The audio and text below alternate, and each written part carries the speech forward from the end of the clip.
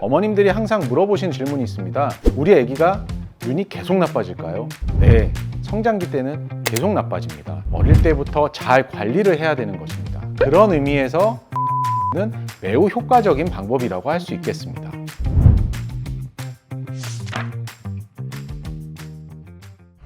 안녕하십니까. 오랜만에 찾아뵙겠습니다. 밝은 내일 안과 원장 김수희입니다. 오늘은 두 아이의 아버지이자 안과 의사로서 드립렌즈를 해야 되는 필요성에 대해서 상세히 설명해 드리려고 합니다. 지금부터 저와 함께 같이 가보시죠.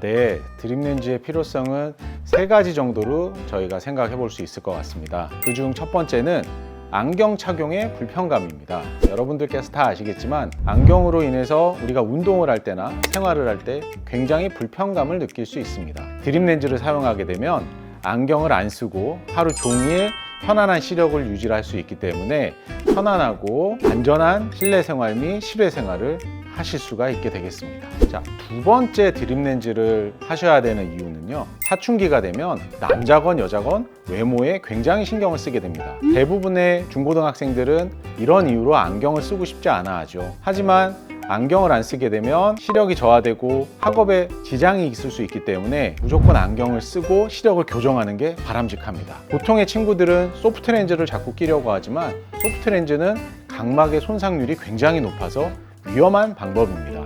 그래서 대안으로 드립렌즈를 통한 안경이 없는 생활을 저는 적극 추천합니다. 마지막 세 번째, 가장 중요한 이유인데요. 근시를 억제시키는 능력이 있는 렌즈이기 때문입니다. 항상 눈이 나쁠 때 부모님들이 저에게 물어보시는 질문들이 있습니다. 원장님, 우리 아기가 눈이 안 나빠지려면 어떻게 해야 되나요? 다양한 방법이 있습니다.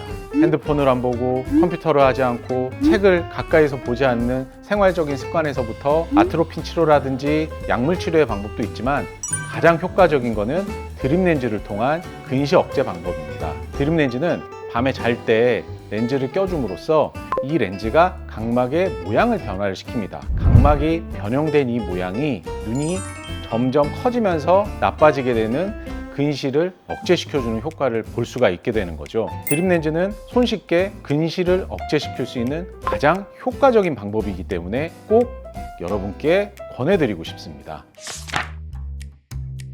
근시는 나빠질 때가 있습니다. 보통은 초등학교 1학년부터 중학교 2학년, 3학년, 고등학교 1학년, 2학년까지 사춘기가 지날 때까지도 일반적으로 계속 나빠지게 됩니다. 어머님들이 항상 물어보신 질문이 있습니다. 우리 아기가 눈이 계속 나빠질까요? 네, 성장기 때는 계속 나빠집니다.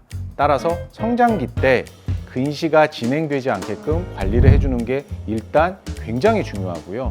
눈이 계속 나빠지게 되면 생기는 문제는 눈이 점점 커지게 됩니다. 어떤 의미냐면 풍선이 늘어나듯이 점점 커지기 때문입니다. 풍선이 점점 커지면 빵 하고 터지듯이 눈도 점점 커지게 되면 눈 속에 있는 시신경이 얇아지게 돼서 황반변성, 망막박리, 녹내장 같은 질환이 잘 생깁니다. 근시는 큰 질환을 일으킬 수 있기 때문에 억제를 해야 되는 것이고요. 어릴 때부터 잘 관리를 해야 되는 것입니다.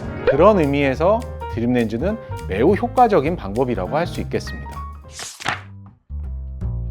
근시가 생기는 원인은 첫째는 유전입니다. 어머니 아버지가 눈이 다 나쁘게 되면 일반 눈이 안 나쁜 친구들보다 6배의 유병률이 올라간다는 보고들이 있습니다.